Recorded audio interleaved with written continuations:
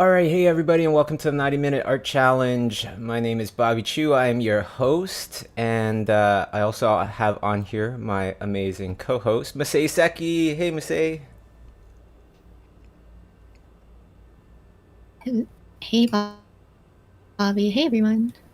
Oh, weird. Is there a delay? Hopefully, there's not. Oh, Um, It'll, sorry, Bobby. We can't hear you on the Discord side. oh,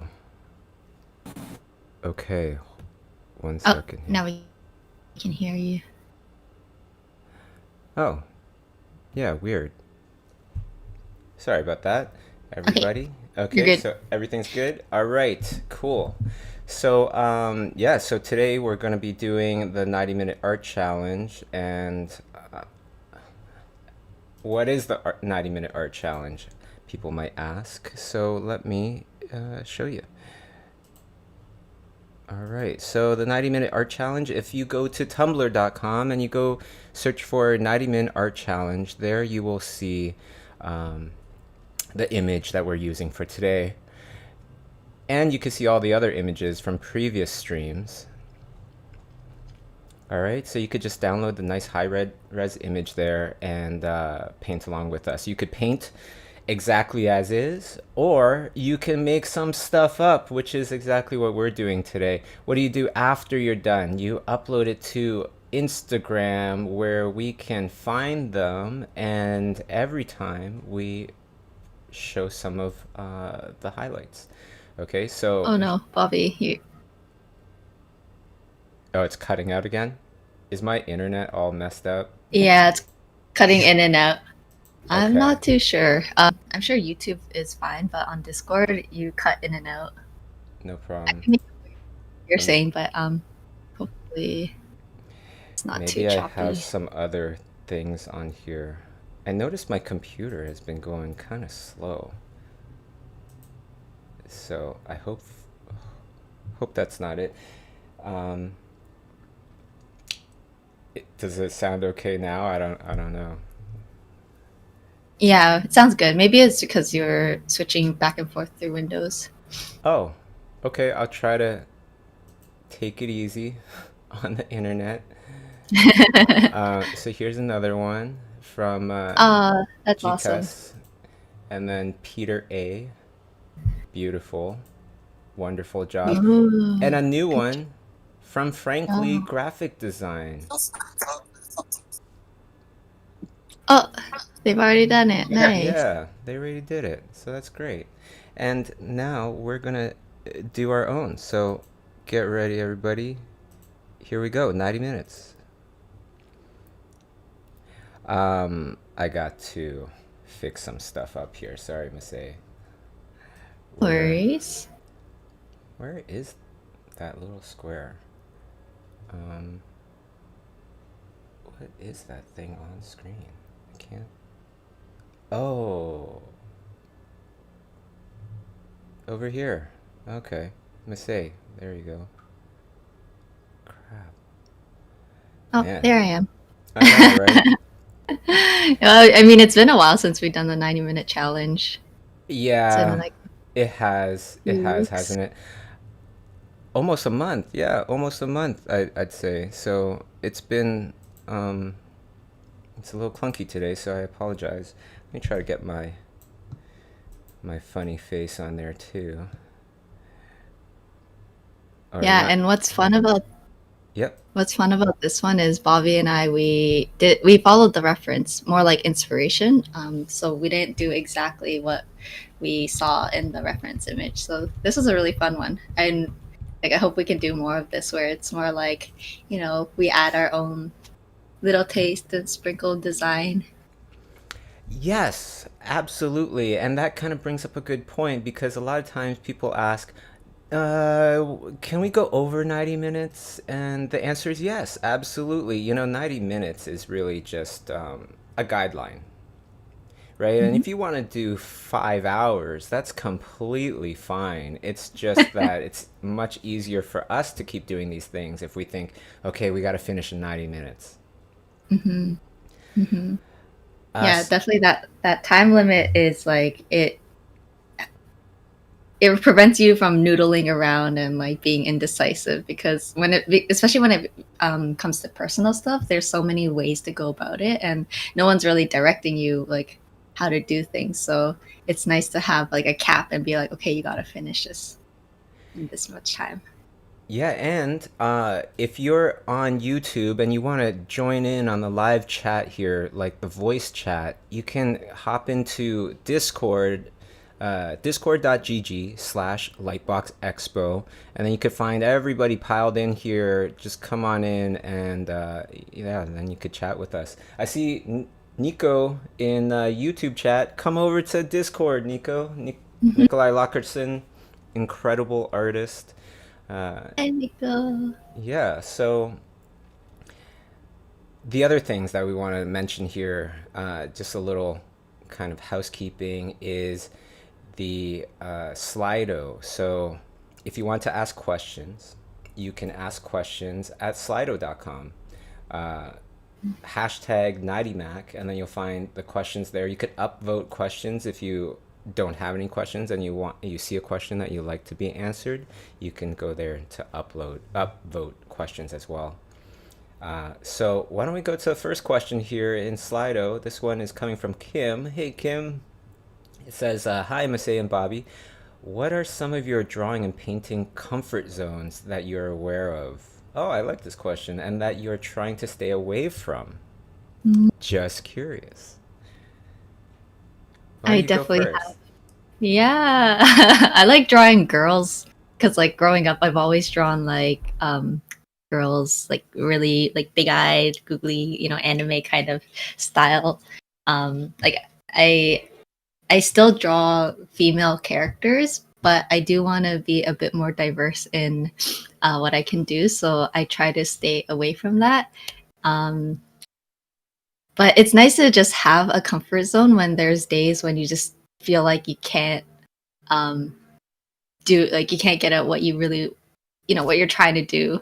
And also I do like I do another thing where it's like I like drawing girls, but then I don't want to draw just like human girls, so I'm gonna do this um like like this really monster mixed kind of female character. So then it's like I'm still comfortable, but then I'm still challenged.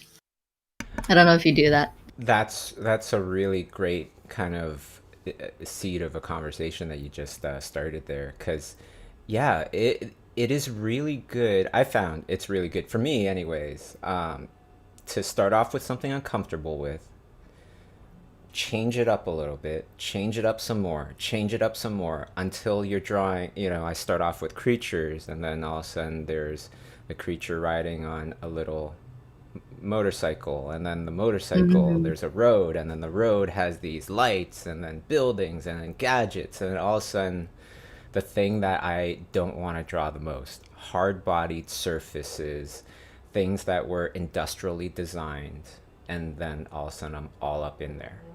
Mm. I was the You gotta same have way with environments, right? You were uh mostly characters before, and then you went much more into environments, right? Or sorry, yeah. you know what I mean. Like yeah, you got really good at, um, much better, anyways, at your environments, don't you think? Yeah, it's because I also tried to like plant something that I'm like I'd have fun painting, and then all the hard stuff, because it is hard to do something that's out of your comfort zone, and it's a bit more challenging, but you got to have something to kind of grab on so that he won't like fall off. Yeah, does anybody in Discord have anything to say about that before we move on? Staying in your comfort zone, trying not to stay in your comfort zone, positive, negatives of being in the comfort zone. Yes. Well, I Hello. actually, hi. Hi. Go ahead. I think it was. Hi, this is Annie, and, I really have a hard time trying to get out of my comfort zone because I am more like a character designer, if anything. But I also do want to try to get into environments and like automobiles and things like that. because it helps. Because instead of just having just a plain character on like your background is white or like gray or something, you can add so many things that God has made, and it makes me happy to know how to do that. So I'm trying to get out my comfort zone and also do backgrounds as well. Mm. Fantastic. We appreciate your input there. Yeah, the environments. I remember Nathan Fowkes saying something that just stuck in my head forever, and he was saying, good environments are like secondary characters, right? It helps to tell that story, right, Masae? Mm-hmm. Mm-hmm. By the way, I keep forgetting to mention, okay, so after this stream is done, this is going to become unlisted. This video, this stream, all of these next streams, if we do any streams in the future, they will all be unlisted. So you have to be there, or you have to get the link from somebody because, well, for many reasons. One is I love this new format of there's like this Clubhouse kind of format on Discord, and I've been using Clubhouse a lot as well, where it's just like you got to be at the event. You got to be there to know what happened. Oh, did you hear so and so? Oh, you missed it. Oh, I kind of like that because also it makes me feel a lot more kind of just relaxed, and just chill. And not just me, but all of our guests that we would bring onto Discord, everybody's just so much more relaxed to kind of just say what they want because they know that it's not going to be put up forever and have to watch every single tiny little, you know what I mean? It's not like we have, anything horrible to hide or anything. I don't, but it's kind of like just being on your best behavior, right? Right. Yeah. Makes sense. Oh my gosh. Last time I told a few other people this already. When I was on the Clubhouse chat, we were talking about oh shoot, I forgot what the topic was. But anyways, that was my first official Lightbox Clubhouse meetup. And I wasn't used to the whole, this is Masae speaking, and then I say my spiel, and then at the end I finish, like, this is Masae speaking, I'm done. And every time I was so focused on what I was saying that when I stopped saying what I wanted to say, I was like, I am Masae, I am done. Or something like that. It's just like, what am I saying? Of course I'm Masae. Oh, that's so fun. I didn't notice anything. Oh I yeah, don't remember that. it was just me then, I but it feel was like so you funny. didn't say that, but okay. Uh, yeah, every time I was so thrown off with like how I was supposed to end. So Oh yeah. yeah. Oh yeah. And the other thing nowadays is like you can pretty much take anything you'd like and twist it if you're good at editing. You know what I mean? And Right. I have a crazy example.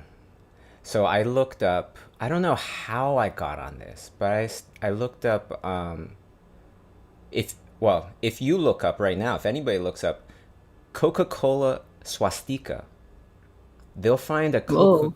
Coca-Cola swastika from, a long time ago. And it's the Nazi symbol, right? And if you share that, like I shared it with some friends because I was like, I'm just gonna mess with them a little bit. I shared it with them, and they're like, "Whoa, what the hell? What the heck?"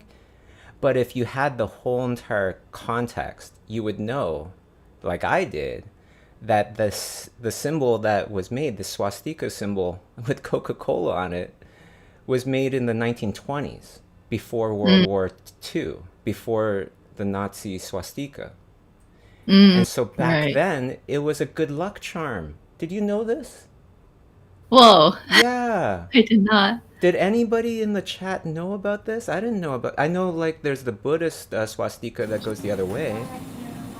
Yeah, in Asia, I think it's the Yeah. good Right. look, good luck, and also the temples in Japan. They have the Hmm. swastika the other way. But The this is first time I saw actually them, in it was North America. This was actually in North America where the swastika was known as a good luck charm before World War II, which was crazy. I didn't know that. Yeah, But that it's is just like crazy. nowadays when you could take little bite-sized pieces of things and just spread it. That's one of the issues today, right? It's like false Hmm. information and stuff. Hmm. When the context isn't there, then people jump on making assumptions as well.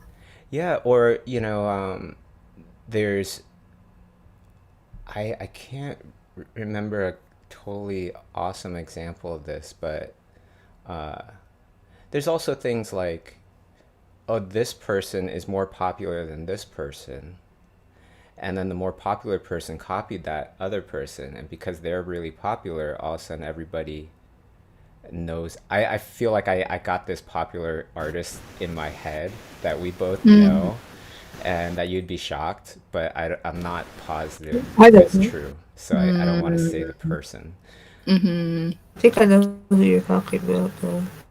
Oh, yeah? Uh, Oh, there was an Attack on Titan picture that was made, and apparently it was copied from somebody else's work, and he sold the picture for $300. oh, I don't know about that, Oh, but I don't know. Yeah. you know what? Uh, there was one where it was, well, never. You know what? I don't want to go down that road. It's a little secret.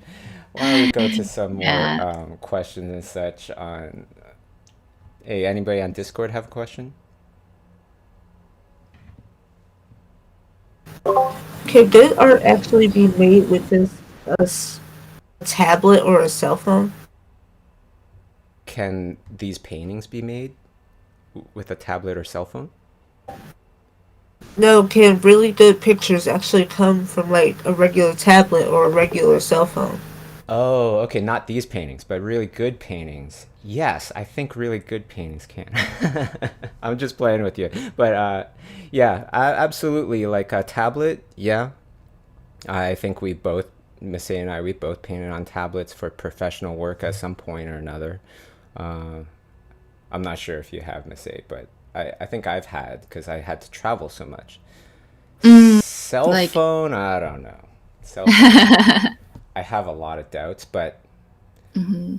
haven't you like Masae, you've seen some people bust out some incredible stuff, like some cell Yeah, phone art stuff, right? yeah, totally. There's this one artist, Gulp Gap. I don't know how to say his name, but he has a Android Galaxy, like the big one. And I remember he used to post like these little paintings that he did with his, his stylus and his phone. And I was like, wow, that's amazing, because it was very portable. And I know that Procreate, the pocket version, like they came out with that, I think like a few years ago. But I've seen a lot of artists, do work on their phone like that. So I guess it depends on like, yeah, what you want to do. And it's more for like convenience, if anything. Nikolai Lockertsen, I don't know if he's still on here, but dude is incredible. Incredible with Procreate Pocket. Oh my God. Like, I couldn't believe. Mhm. I remember him showing me a painting one time, and I was like, yeah, this is awesome. And we started talking, and then he divulged that, oh, I did this on my phone. I was like, no, you didn't. I was like, what? Are you serious? I could not believe it because I've tried. And Mm. I don't get it. My finger is that big. When I try to paint stuff, I can't see what I'm painting until I, move away. Mm. I know there's also another good app, Heavy Paint on the phone. Mm. It's like they're a lot of their tools you can like kind of paint with shapes rather than just like one stroke at a time. So I guess it's a bit more suitable for not maybe not character designing, but more for like environments and stuff like that. But yeah. You know, Also, Nikolai Lockertsen, he has a super popular class on Schoolism, all about Hmm. how he paints with Procreate. And he dips into animation a little bit as well. So, for anybody interested, definitely hit that up because when you subscribe to Schoolism, um, you get access to all the courses, over 50 courses with your subscription, kind of like Netflix for artists.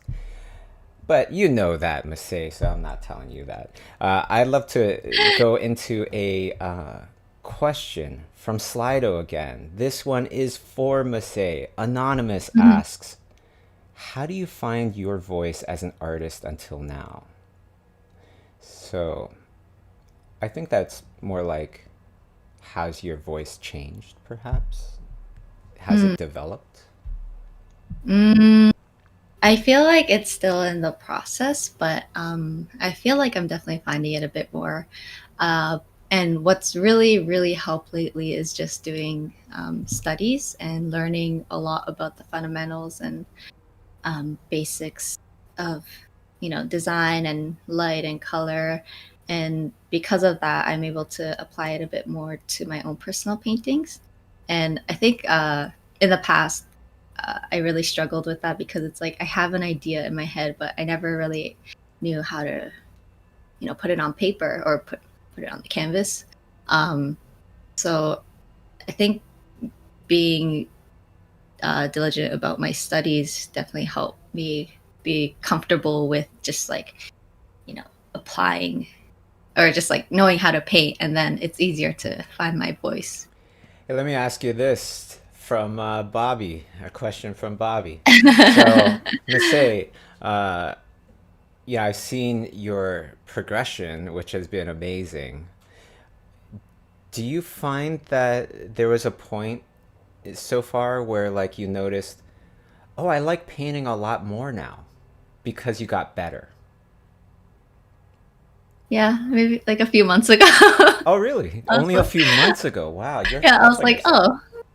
I mean, yeah, I think in the past I've always like um struggled, or I would like, you know, go through pains while painting, even though um like it was kind of fun, but until recently it's become a lot more enjoyable.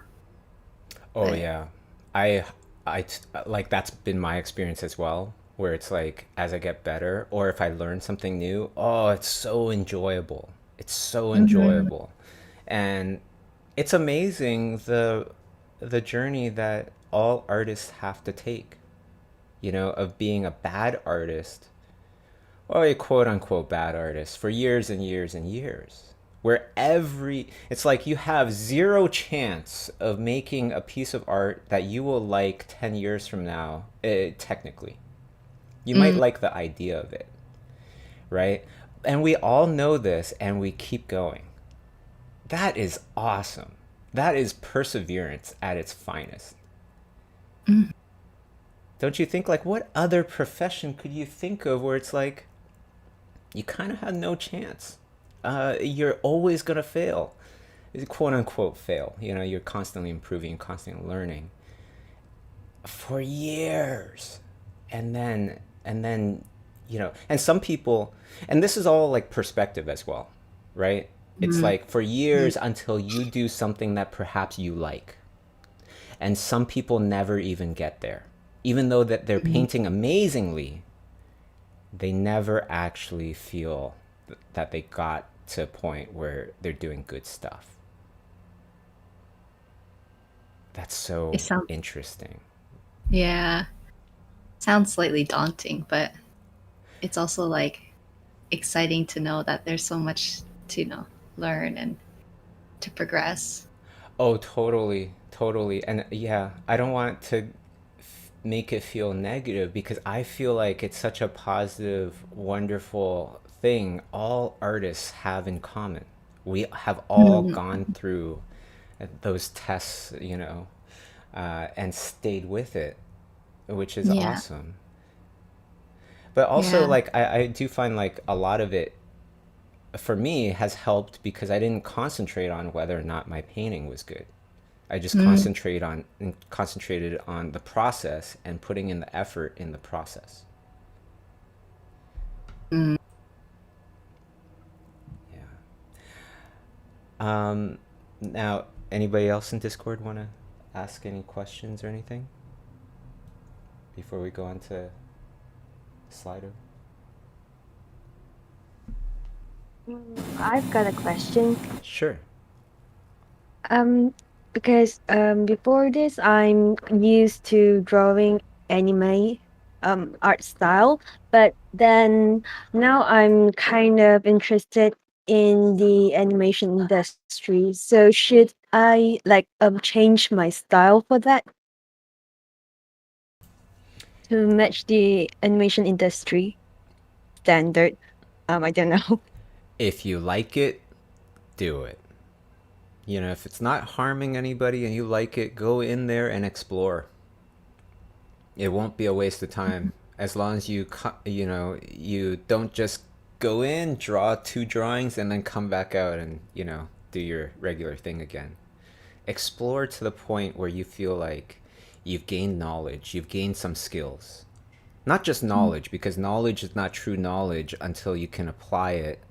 So a lot of people, they feel like they have the knowledge. Oh, I know how color works. I know how light works, but they don't, or else they'd be able to paint it. You know, so do it until the point where you feel like, yes, I have evolved a bit. And then you decide whether or not you want to continue down that path. You know, that way you always leave with something. And every time you go explore in the wrong direction, you actually still come away with something great. Yeah. Thank you. I to add a note on the whole like anime style or like I guess Western animation style.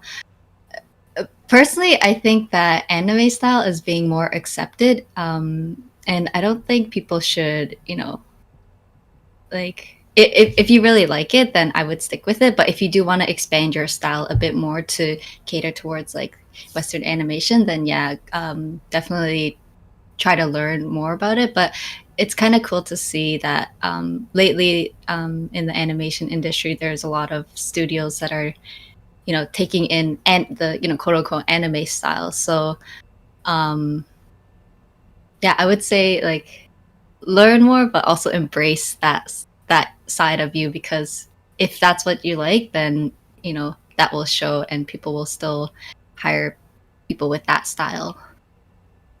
Yeah, and you see like the newest Pixar movie, Luca, it looks heavily influenced from anime. Right? Oh, like the The simplified. style, yeah. It's Mm, beautiful. It looks mhm. so fun. And also it's interesting cuz like anime, there's so many different types of anime. Mm-hmm. Yeah, there's definitely a big range, and also like Western animation too. It's like there's a different range of styles. So I think it's trying to figure out what you like and what uh like the style that you want to be like, oh, I want to do something like that. Mhm. Yeah. Yeah, I'm trying to find something which is in between. Maybe Yeah. like the Luca, like that. Yeah. But honestly, like you know, if I was to do everything over again and say I just graduated from college, or say I was just starting college or whatever point you're at, if I had to do it all over again, I would just study. I would just study every awesome style that I like. I wouldn't search for my style. I would study the styles in a way where, just like what we were saying in the beginning, first you do the thing that you're most comfortable with, which is most likely just copying it, right? Or tracing it, if it's really difficult, and then copying it. And then after that, maybe you put a hat on the guy. Maybe after you make the guy into a woman. Maybe after you put that person on a horse. And then maybe, you know, and slowly uh, make that style into your own. Uh, well, not the style into your own, but the painting into your own, I should say, right? And then you start to absorb that style, and you start to really understand it, and then move on to another one, and then explore that, learn that, until a point where you can do something in that style that you are not copying anymore. If I was to do everything all over again, that's exactly what I would do, because that was something. It was like, hindsight is 2020, right? And my biggest leaps in my own evolution in art is from taking classes, is from learning, just being obsessed about one painting and painting it over and over and over again, really understanding it, things like that. The times where it goes the slowest is when I have just my blank screen and I try to paint and I try to come up with this brand new style the whole world has never seen before, and I'm gonna blow their socks off, and yeah, doesn't really happen too much. That's really good advice. Thank you. Our pleasure. Yeah, this is so cool. Masae, oh my gosh. Are you already finished yours? No, I think You're still there must have noodling. been a. Yeah, I think I got the basic shape, and then I probably forgot to pause my recording here and there because I don't usually record my own personal paintings. She's letting me catch But up, everybody. That's what she's doing. also, I spent more than an hour. I spent a few hours on this because there's a lot of you'll see that the face completely changes, and then you'll see like it actually grows horn, but then I go back. So Oh, right. there's a lot of yeah. I'm sure you've seen it, Bobby. But when I think one thing I learned about this is kind of like have a clear image in my head, then I'll get to the finish line a bit faster. So because I didn't go through, I didn't really spend a lot of time in the beginning, I think that's what kind of took up a lot of my time for Well, this painting. this was your first attempt, right? Mm, And the mhm. painting that you see there, that everybody sees there, is my second attempt. So I'm doing mine pretty much like 90 minutes. I think I went 100. I went an hour 30, maybe 6 minutes or something like that. So 6 minutes over. But the second one was way easier. The first one that Mm. I painted was completely different. It's a completely different idea. But it's still based off of that crow. So I learned a lot, from that first one that I can apply to the second one. Yeah, actually, before I tackled this, I did a 15-20 minute study of the reference photo just to kind of understand how dark the values are, or like where the shadow is and all that. So it definitely helps to do like a little study before tackling the final thing. That's so smart. Oh my gosh. Yeah, I'm gonna do that next time. You know what'd be cool is if we just also record that. Yeah, Yeah, why don't we totally. do that next time? That'd be cool. Yeah, I'm down to do that. So your idea is somewhat of a explorer kind of creature. Yeah?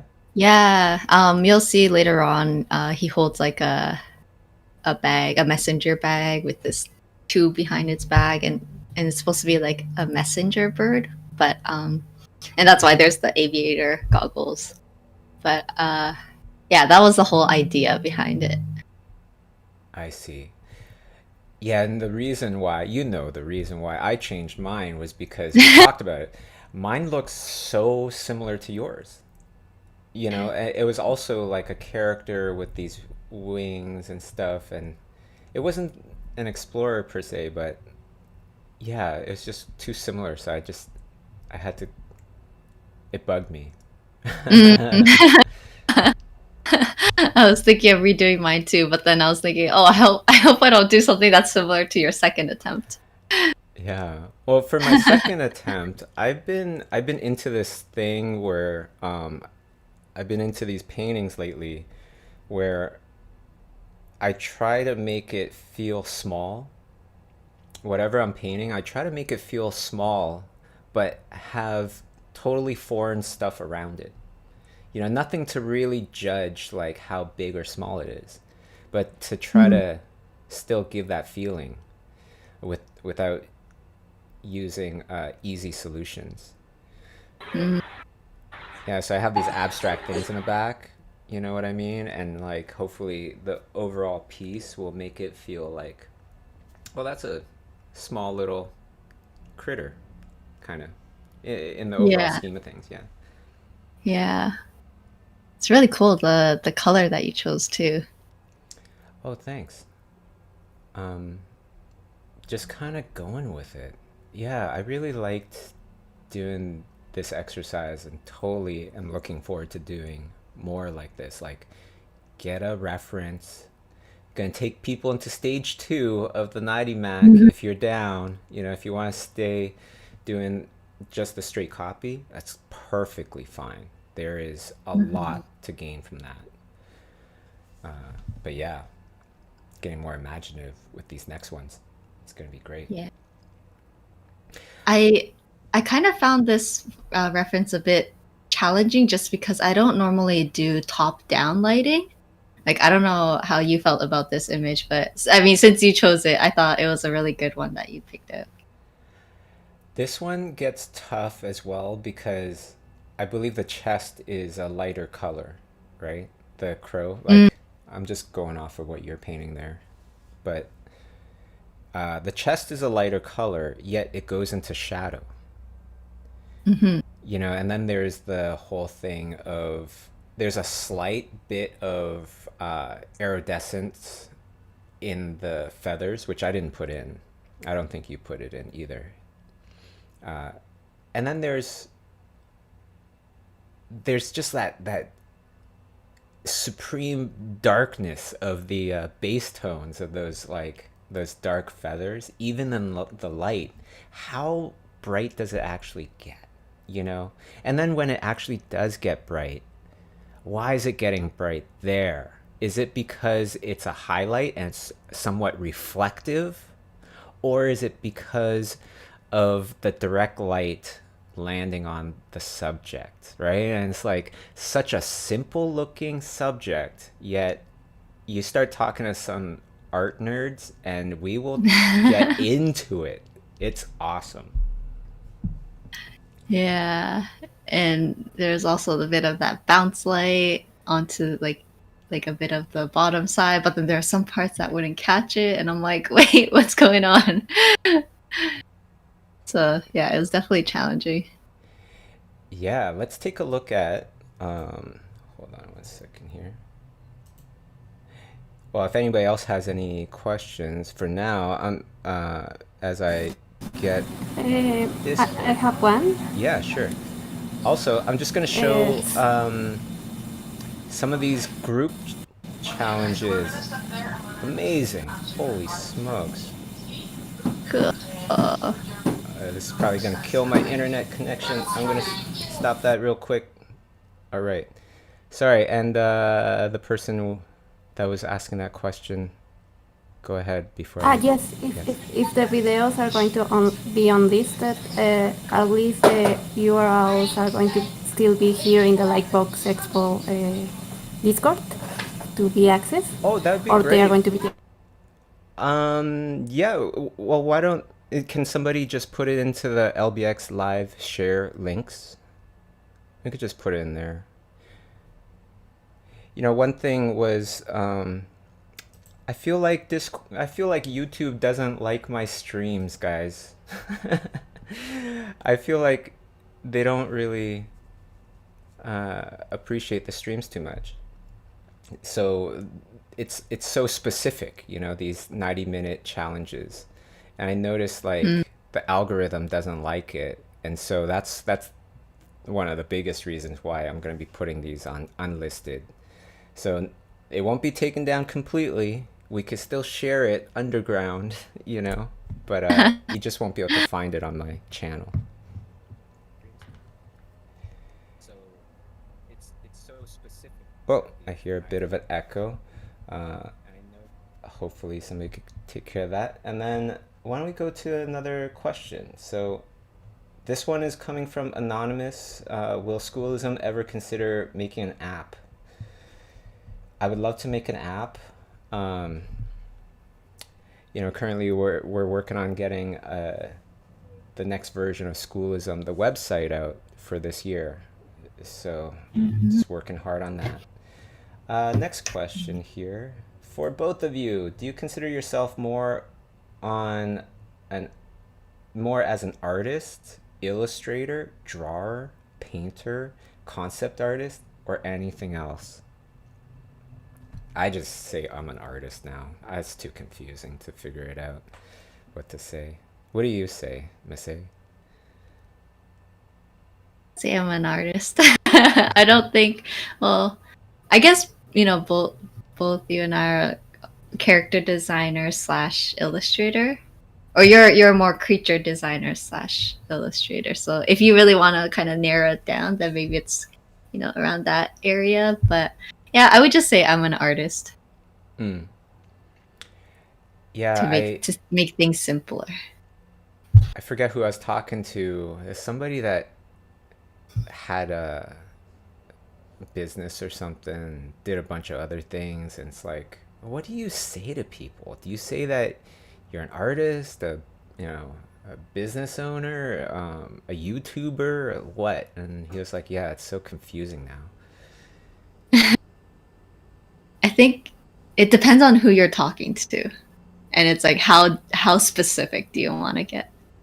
Yes, if you're a dentist, I am an artist. If you are an artist, I am a concept artist, mostly in film, sometimes in games, and I, revolve around whimsical, fantastical things. Yeah. Yeah, if you're my uncle, I'm an artist. I draw stuff.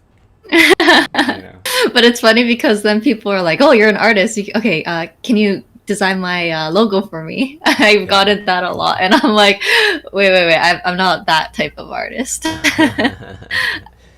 Or tattoo. I've had to tell many of my friends. Yeah, a lot of people ask me like, "Oh, can you design my tattoo?" And I'm like, "Sure," but I'm not really good at it. I've seen some amazing tattoos of my art on people, but I've seen more horrible tattoos of my art on people. You really need to get a skilled person to tattoo like a painterly style. If it's a very linear style, then it's I feel like much more straightforward to understand, right? Here's a question for you. Let me ask my own question. Has there been a time where you felt like you were the odd one out? Perhaps you were the only female. Perhaps you were the only, Asian person. Perhaps you were the only person from Canada in this event, or any situations where like you felt like you were the odd person out, but you were able to have a great time after, or be successful in whatever it is that you were doing. And if so, how did you kind of do that?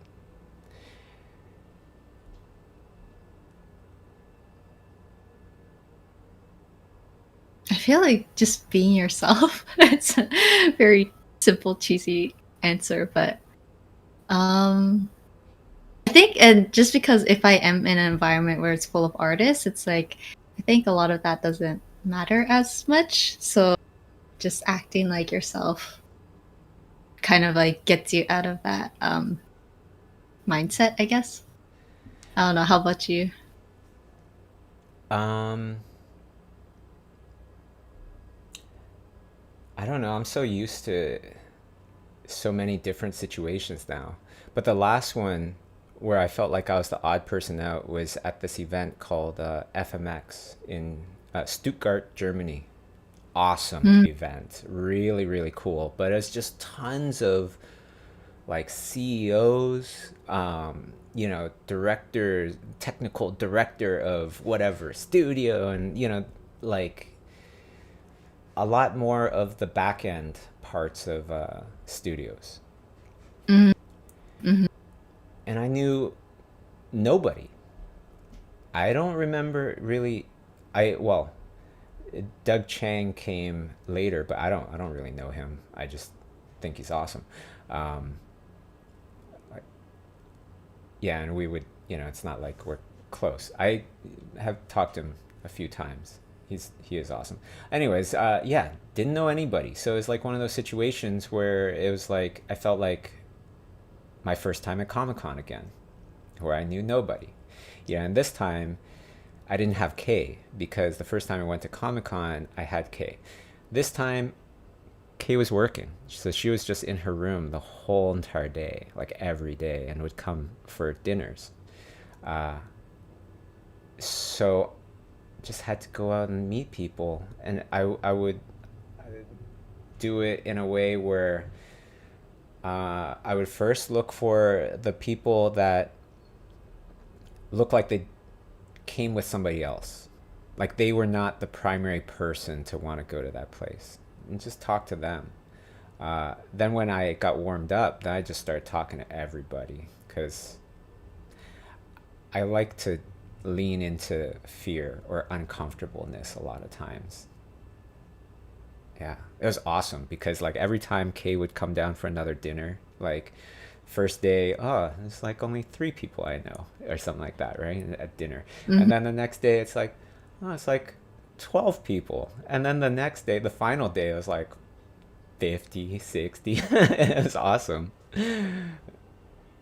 I really like that one advice you brought up before, and I think other times about going to events or parties early, so that when Yes. there's like very few numbers of people, it's easier to just talk with them because they're not necessarily in a huddled circle where it's hard to like squeeze yourself in, especially if you don't know anyone, because it's kind of like 2 or 3 people facing each other, and then there's still like a gap, unless obviously if they're close together, then you can't talk to them. But generally it's easier to just say like hi and introduce yourself and get into a conversation. And then when other people come, when their friends come, then they'll hopefully, most likely, introduce you to them. And then, it's got this whole like circle going on. And I think what's nice for me, what I like, I'm generally the type of person who is shy at the beginning, but then if I had one interaction with them, the second time I talk to them, I'm a lot more,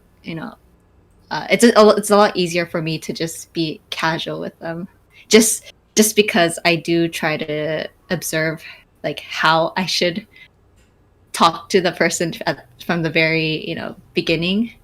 And yeah, so I really like that advice that you've given before. And I feel like for the shy people like me out there, it is scary, but go to parties early just to kind of step into the conversation so Oh, it's it's so easier for you awesome. later on. That's it. That's exactly what I did. I'm so glad you brought that up because like Mm-hmm. that's exactly what I did. And um, then when I started to get more confident, I remember this one kind of like after hours kind of thing. Everybody's hanging out at the pub, and I know 0 people. If you ever been in that situation where you're going into a pub or a party and the place is packed, yet you know 0 people, that feeling. And then I see this group of people.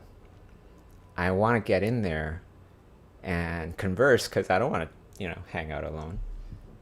And they have their circle. Their literal geometrical circle has formed, right? And you know what I mean? It's like, how do I get into that circle? It's like the only way is from above or like crawl under.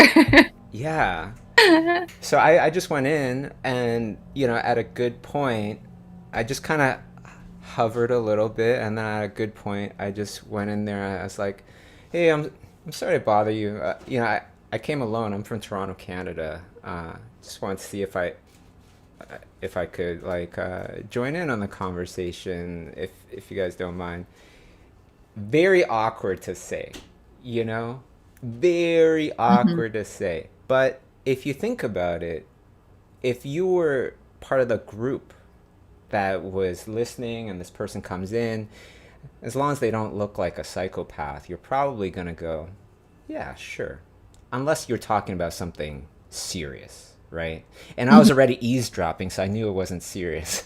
So I just dropped it, and then it was fine. Right. Yeah. Yeah. It's funny. Like as I was talking about, or well, as we're talking about this, it's kind of like the same for Discord. Like when you go in when there's less people, it's easier to talk to people, and then when there is a big group, you can kind of just like quote unquote eavesdrop and see like if it's a conversation that you can add to, Yeah. and then just say like, yeah. But I really did appreciate being in that situation again, where it's like Mm. I didn't know anybody. I gotta work my game to make Mhm. friends, that kind of thing. Yeah. And it seems like one of those things where you just have to do over and over, and you'll get more confident and you'll know what to do for next time. You know what it is? I feel like, yeah, it's that totally. But also, you do it enough, and okay, that one didn't work out at all, or like, oh, that one worked out pretty well. And then you start to go, okay, yeah, I shouldn't do that anymore. I should do more of Mm. this and try to stay in this area and figure out, polish things. And then you have just it's not like formulaic kind of ways of getting into the conversation, but kind of, you know what I mean? Like you have enough kind of, oh, if I'm in this situation, I'm going to do this. If I'm in this situation, I'm going to say this. Like you start to develop these things. Hmm. Yeah, it's like, yeah, every situation always different, and you just have to like figure out which pieces to put together. Yeah. And to go back to your point, it is heavily about reading the room first before Mm. acting. Yeah. Yeah, that's for sure. Because You definitely I don't want to start talking about things that's completely different from where the conversation is at the moment. yeah, yeah. Say they're having a very kind of serious talk, and you come in there with your big smile and your drink, and you're ready to party, and they're talking about something very serious. You know, that's not going to go well. Yeah. Not the best impression.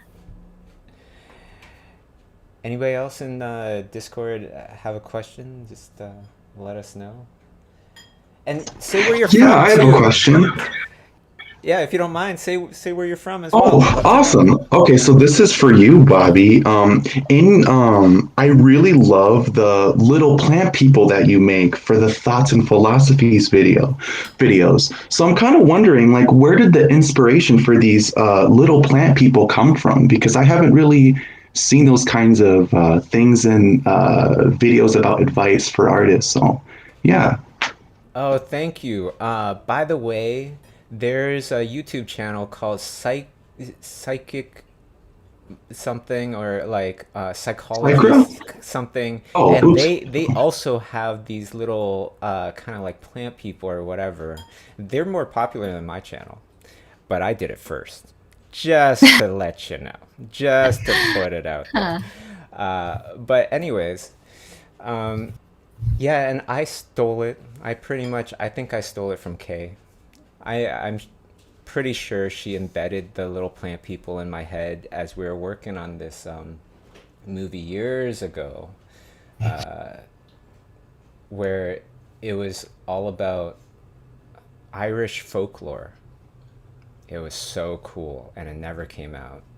Um, and she did these beautiful fairies with these little, just a little stem and a little, couple leaves on the top or whatever. One had a four-leaf clover. It's awesome. I didn't mean to. Later on, started making these YouTube videos and stuff, and I just drew this thing, and I was like, I like this thing because it's totally androgynous and just this fun-loving little plant person. Mm. And that's how it came about. I think most of my good ideas somehow derived from K, from stealing it from K at some point or another. I swear. No, but hopefully I end up doing it in my style and put my own thing on it and everything. But it happens, it Yeah. happens. I don't feel like it goes the other way around, though. It doesn't feel like if we do something, then we see Kay doing it later. I feel like it's a one-way street. Always inspired by Kay. Same Yeah. here. You can't love help everything it. Kay I don't does. know. Like, I try to help it. Yeah. Yeah. Any other questions? Go right ahead. Hello. Hi.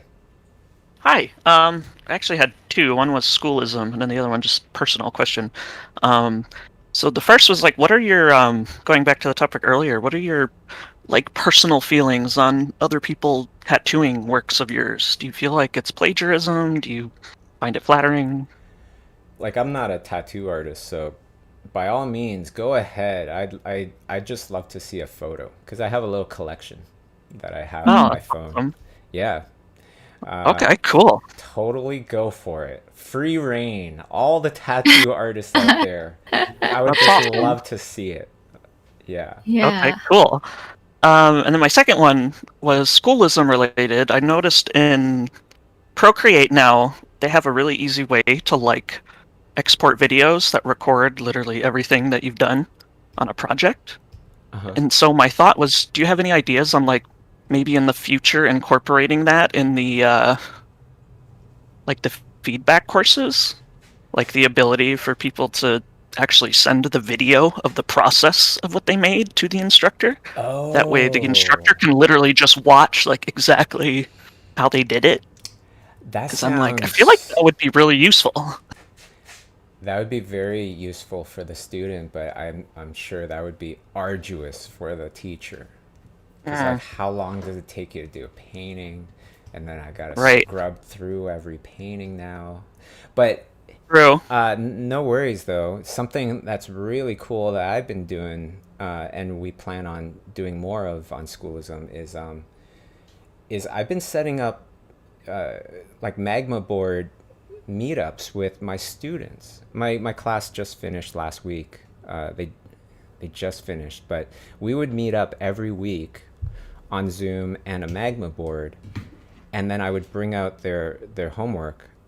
We talk about it. I paint on top. I'd say, okay, now you do it. I turn off the visibility of everything that I did. I see how they did it, and I could start to tell them things I never was able to even know before.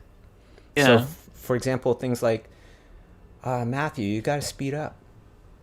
You're actually moving physically too slow, and that's making you stiff.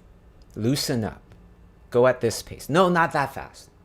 And I was able to say those things, which is amazing. And then I was able to see what kind of brushstrokes the person was doing. Like, oh, your brushstrokes, they're too slow, or they're too short. You need to have them keep going a little bit longer before you lift off that brush, because there's going to be overlap of brush strokes if you do it the other way, and then that'll create texture that you don't want, and so on and so forth. Getting super specific. So get ready for some really cool stuff with Schoolism in the future, where we will be using that kind of interaction with our software, Magma Studio. Which, by the way, anybody that doesn't know about magmastudio.io, in the very corner, bottom right-hand corner of the screen, it says Painting Program, magmastudio.io. There's an absolutely free version. You do not need to install anything. And you can paint with up to 30 of your friends, which is what everybody's doing right now with the challenge on Discord. Yeah.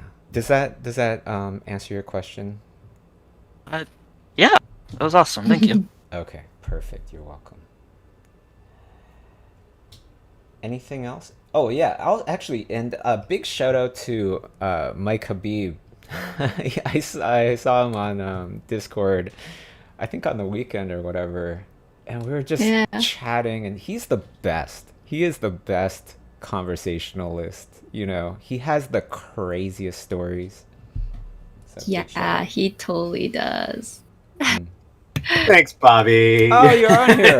I didn't even Oh. know. Feel bad for my ego. Oh boy.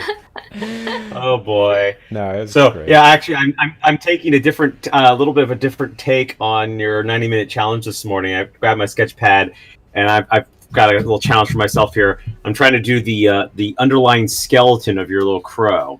Oh. Doing a little skeletal quick sketch with some landmarks. I thought that would be fun. So I'm joining in my own weird paleontology way here. So I'm sure my wings are not legit, right? They're not gonna work. Well, I mean, it might work. I mean, it's a beautiful painting. I get the impression that you're it basically looks like you're doing essentially a hexapod because you got the extra forelimbs. Because what looks like the shoulder in a bird is actually the wrist. Yes. Like that, the lump that's actually the folded wrist. So it's got two wrists, but that could work. It's there are plenty of hexapods. I mean, how many hexapodal dragons are there out there? So you're doing a hexapodal feathered creature. That's cool. You don't see that very often. That's nifty. Thanks, Totally. Mike. You're kind. Totally work. You got the stamp of approval. Yeah. Might live for maybe a year or so. Before the other crows are like, you are a strange mutant and kill it. Yeah.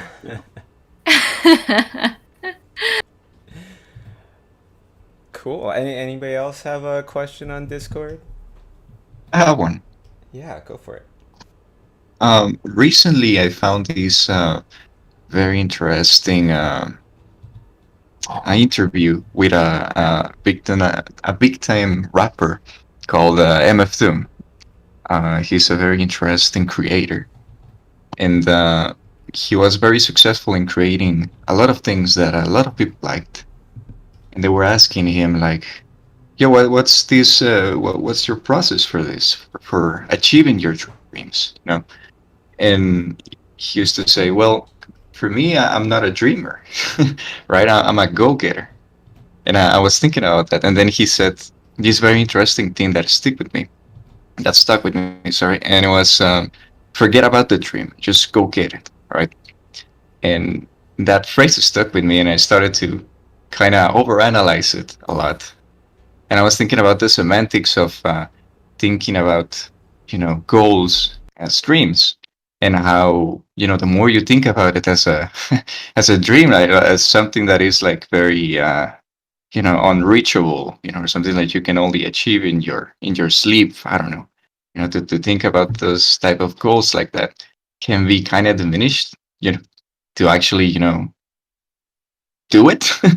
So I was thinking, well, what do you think about that, Bobby and Masae? Like, should we think, of our goals or something that is, more reachable and start just doing it? Like, is there anything good to like think of in a more poetic way on our, in our goals? This is Adrian, by the way, from Guatemala. Oh, thank you, Adrian. Yeah, it reminds me of when I was in school and my teachers going, or this one teacher, brutally honest. He was just like, yeah, I see everybody kind of competing to get on the school wall so that, it's kind of like a benchmark of, oh, their stuff is good. But you know that you're not really competing against each other, your fellow classmates. You're competing with everybody. You're competing with Ian McKegg if you want to do live action. You're competing with, nowadays you're competing with Helen Mingju Chen if you want to do environments in feature animated films or production design in animated films, and so on and so forth. And that was extremely daunting. And it's too daunting. I didn't believe I could be in those kind of circles or, work with those kind of people or work on those kind of projects. so then I started to just think, well, okay, if there was a version of Bobby, I kind of like, I don't know. Sometimes I think there's, um, maybe there's another Bobby out there in another dimension that did the choice that I, rejected or whatever, and then he splinters off into this other different life, you know. And I started to think, like, okay, well, if, oh shoot, I totally just started thinking about another dimension and then I blanked. But what was I just talking about? Oh my god. About school and Oh yes, sorry. competing with Yes. I apologize. So then I just started to think, okay, well, that other Bobby in that other dimension that does believe that he is capable of competing with these other people. What is his next step? How is he acting? And I'll just act the same. I'll do the same actions, even though I honestly, I don't believe. And I just kept doing that, right? And I would do actions of somebody that believed, even though I didn't believe. And that helped me to get through it, because there was no more of this question of like, is this possible? Right? It just became like, okay, well, what would the Bobby in the other dimension that does believe, what would he do next? I'll just do that. And that's led me through so many things. It's led me to Schoolism. It's led me to starting my own studio, pretty much straight out of school years ago. It's led me to creating Lightbox Expo, with Jim Demonakos. So does that answer your question? Yeah, I think it does. What about you, Masae? I don't know if I have an answer, but I do want to comment on Bobby's way of thinking. It's kind of nice too, just to think of it as yourself as another, in another dimension, because that also gives you confidence and believing in yourself, and not like you're relying on someone else, but yourself. So it's like a bit of that confidence booster, and it seems like it adds up over time. Yeah, sometimes I don't know if if that's how you feel. sometimes if it's like, oh, I had to brake really quick because there's some person that's driving and wasn't paying attention or something like that, then I think, oh, maybe somewhere out there was a Bobby that didn't brake. And like, oh, poor guy.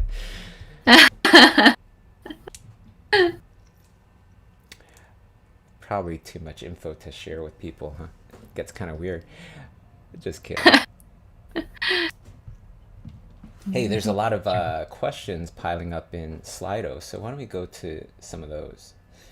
Okay, so this one is coming from, let's go to the people with names here. So Eddie asks, when working on a piece for a long time, do you ever lose sight of the original idea, the original image in your head? This happens to me. Any tips on how to handle it? Great. Masae? A lot. It does happen. But when that does, I think the initial stages is kind of what helps get you to that finish line. Like whether it's the line drawing or if it's like a little colors, study on the side, then you kind of have a clear image that you have. So if you rely on that, it's kind of like your guiding pole, or your I don't know what the word is, but if you have that, I find that it helps for me to get that image that you have in your mind. And also limited references, because if you have too many references, then you kind of jump all over the place, and then every image has a different information, so then you try to apply everything, but then they clash. So I think limiting your references helps too. In the beginning, when I'm thinking about an idea, it's like I could pretty much see a fuzzy version of it on the piece of paper, which many of us can relate to, right? And then you start putting down just one line, maybe 3 lines, then you notice it way more because the image has diminished the one in your head has diminished by like 70% after putting down just 4 little marks, right? And then you put down 20 marks and the image is completely gone. I always found that having a lot less contrast helps to retain my image. So if I'm painting with something with like 20% black, the background, and I'm starting to paint my idea that I see quite clearly, then I might only use like 24% black, and just up it just a tiny bit. And the low contrast helps me to retain the original image in my head. Then once I start painting, a lot of times we have this sketch that we start off with, and then by the time we're done the painting, it doesn't look like the sketch. So in those cases, I keep a completely opaque version of the image at the very top of the sketch, at the very, very top layer of my file, of my painting, and I'll flick it on and off just to make sure that whatever it is that I'm painting still has the life, the energy of the original sketch. Yeah, that definitely helps. It's great for when you're working with other people.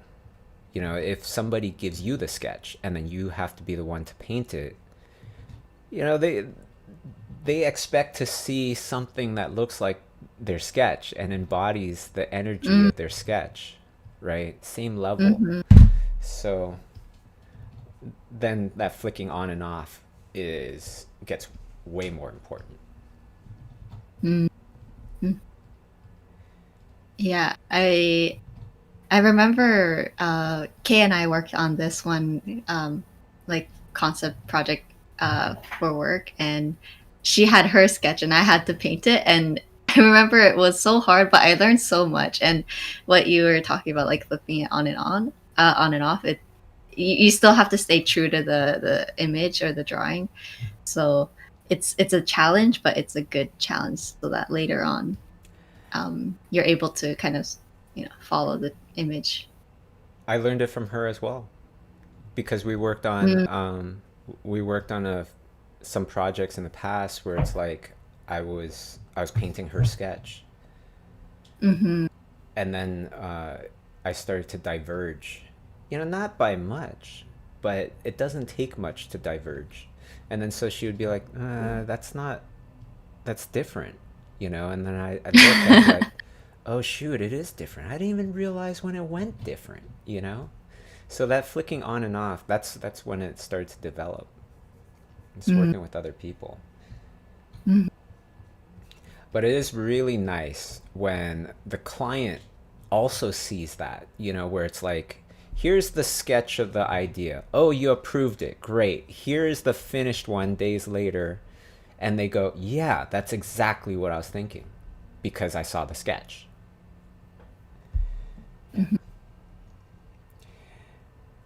Great question there. Any other questions in Discord before we go on to Slido again? Hey, I have a question.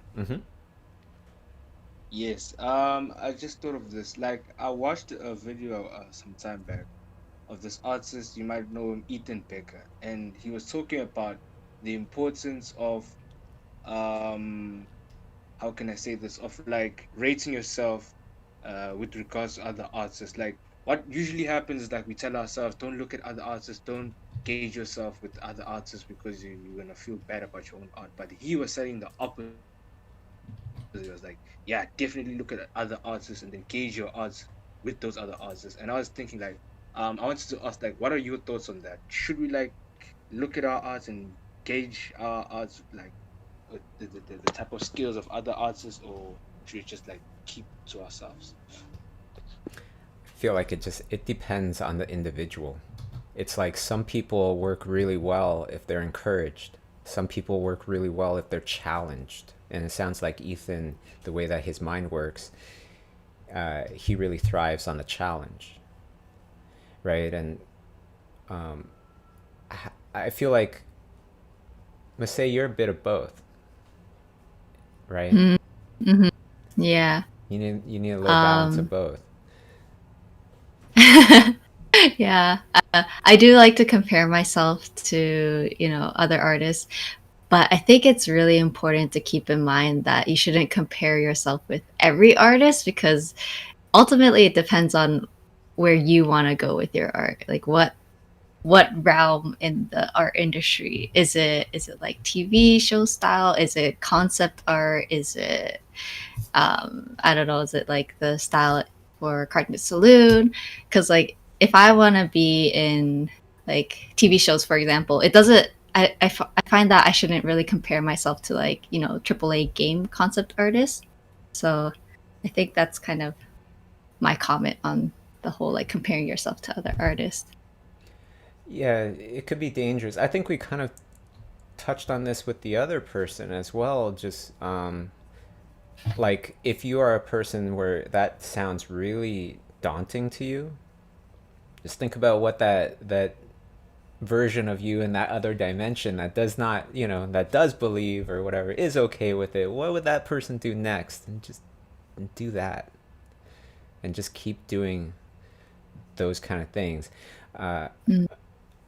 it's easy to say, hard to do, but I I feel like it's really all about competing with yourself to make sure that you keep going upwards in your development, right? If your stuff looks the same as 3 years ago, you should take a class or something, start doing something to keep going upwards.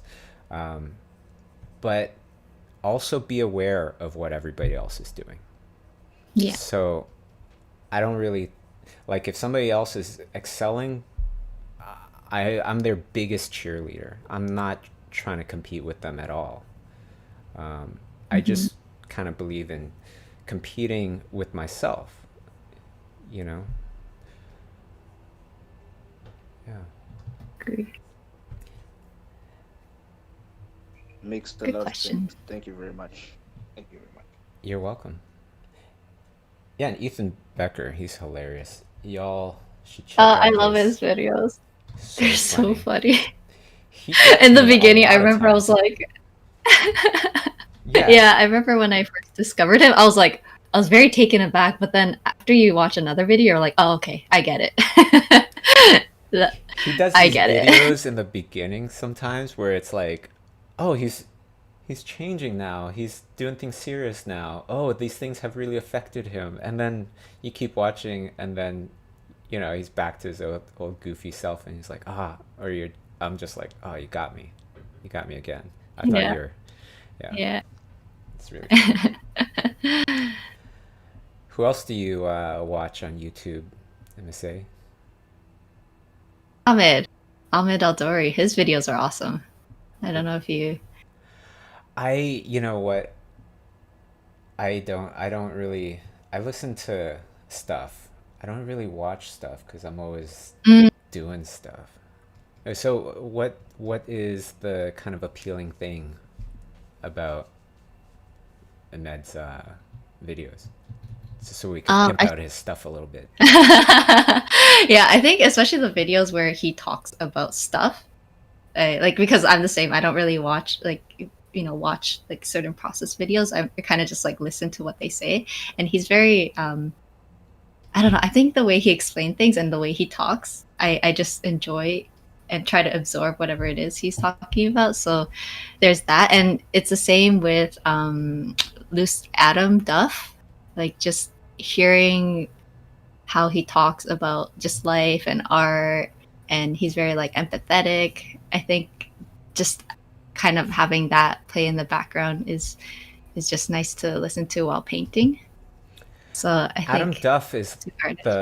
the only video that I've watched that was another art video for the longest time was Adam Duff's video recently because Schoolism sponsored one of his videos, and he was talking about Magma, where he paints in Magma Studio with his daughter in another room. She's using it for the first time or something. It's very interesting. But I watched it because we sponsored it. but also, uh, I have seen his stuff previously, just kind of dipped in, took a little look, and then dipped out. And I want to say that my newest videos, the shorter ones, those painting videos, I put in music in the background because of Adam Duff. Because I watched his videos, I was like, that's really nice. That's really soothing, really nice. I'm going to do that as well. It's almost like a podcast format, the way he does his videos. Yeah, it's nice. It's a nice way of sharing thoughts and things like that. I really appreciate it. I figured he wouldn't mind, like music is music. It's not like putting music on things is a new thing.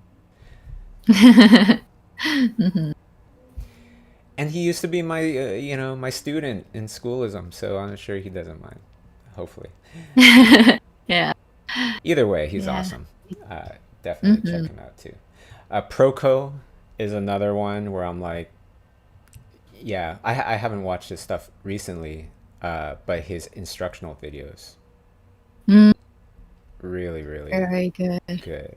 Yeah. Yeah. I'm not sure if it really helps to understand the anatomy and everything, right? Which is very necessary. But there's levels that you still want to go to do imaginative stuff, I would say. Mm-hmm. Mm-hmm. Yeah, because most of his stuff is like looking at the reference, analyzing the reference, and showing how it works, which is fantastic. Fantastic. But to do something out of your head, it's very different. Very different kind of thinking. Yeah, great for the foundation or fundamentals of like structure. Yeah. These videos. What kind of do you listen to any podcasts? Someone commented saying the Draftsman Show. I've been listening to that when I just want to hear people talking about art, but I don't necessarily want to talk. I just want to listen. Then I would go there. Podcasts. Ology's podcast is fun sometimes when I just want to learn about some stuff. You told me about that, right? Yeah, and Actually, Mike Mike Habib. Habib, yes. Yeah, that's where I first learned about Mike. He And was on there. then- Yeah, I remember hearing him. And I was like, "Oh shit, that's the same dude." That's awesome. That's what I thought so too. And then when Taro had her event with Mike, and I was like, wait a minute, I recognize that name. Yeah, So that's so a cool. great podcast. Yeah. Oh yeah, no, I love that one. That's me. Yeah, She that has was, such. Do you listen to the? Natural History Museum of LA County. Oh, That's how we originally met up, and so yeah, so I'm a huge fan, and I've listened to a lot of her stuff. I'm a little behind. I haven't caught up with all of them at the moment, but I think Allie does just such a great job, and I'm really pleased to see her get so much success finally. That I think is very well deserved.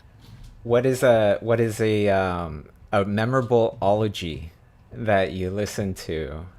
Anybody from her podcast? 'Cause she has so many really good ones, really interesting, weird.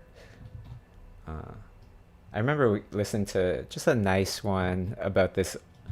It seemed like an old lady, and her ology was in pumpkins. And so she knew everything awesome. about pumpkins, and I got to learn way more than I need to all about the pumpkin, which is great. I think what I love about Ali Ward's podcast is she adds little commentary like in between, and also like sound effects, and there's so many times where I just like literally laugh out loud because of how she edits it. So if anyone wants to learn but also have a good laugh, it's a really good podcast. Yeah, and look up Michael Habib on there too. You could listen to their podcast. That was great. Another one I really like, which is, I feel like even though this isn't directly art related, it's still a really great one for artists in the entertainment industry. It's called Astonishing Legends. And so you have things like the latest one was 3-part series about crop circles. I haven't actually dipped into yet. But the great thing about this person's podcast is that they really go in depth, really in depth. Like there was the most memorable one, I would say, is the Voynich manuscripts. The guy does like a 2 or 3-part thing on the Voynich manuscripts. You know what those are, Masae? It's the it's this really old book that nobody knows where it came from and what language it's written in. Okay, yeah. I think you told me about this before. Yeah. Weird biology kind of looking sketches in there. Mike, you know anything about this? Because it has like A little biology. bit. Yeah. Yeah, right. So like, yeah, this podcast, it goes into who was the first person that we know that was attached to this book, and how, not just who that person was, but who was the person's like parents or something like that what did they do that had importance in why this person would start to search for these books and things like this, and so on and so forth. It's so in depth. And they go into, oh, well, maybe it came from this. And then they investigate, right? And they hypothesize, and then they go, no, it couldn't have been from there. And maybe it was a joke. Somebody just made this book up as a joke. And then they go, yeah, but looking at how it was made with, animal material, and dating it back to back then, in order to do a book of its size and how it was done, it would cost an absolute fortune, right? Like more expensive than the place that you live in kind of thing to make that book. So was it a practical joke? That's, it's almost like the amount of money that was put into this, how could it be a practical joke? There must have been some reason, and it's so interesting. But it just brings up the imagination as you're drawing and painting and stuff. If you like to paint like a non-fiction or fictional things like me, it's great for the imagination. They also have another one in there about who's the person that plays the flute and attracts all the kids, and he's a bad guy. Oh. The Pied Piper, right? The Pied Piper. Yeah. Dude goes into fascinating podcast all about the legend of the Pied Piper. And like in the story that we know of, there's versions where it's like, oh, the Pied Piper got all the rats out of the city, right? Or the town. Well, when you listen to the podcast, you learn, oh, it was that only came after the plague. The story changed to include rats after the plague. Before that, it was all just children.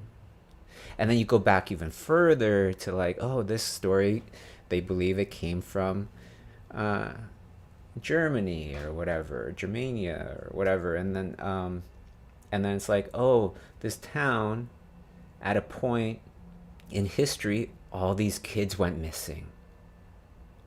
What? And it's like, yeah. Anyways, I'm talking too much. That was great. Give it a listen. Yeah. Yeah, if that doesn't sell it, then it's not for you. It is interesting how often these stories end up having very, very dark origins. Yes. Oh my goodness. I feel like we should end this with Mike Habib story of some sort. I'm trying to think of a good question to ask you, Mike, because you have so many good uh, weird, interesting stories. I don't know if you could think of one to finish off this podcast, but otherwise, I'll think of a question. Well, I'll tell you something. Like, it's more of a, I guess, a factoid than necessarily a story, but it is kind of. I'll tell it in a story-like way. It's kind of interesting.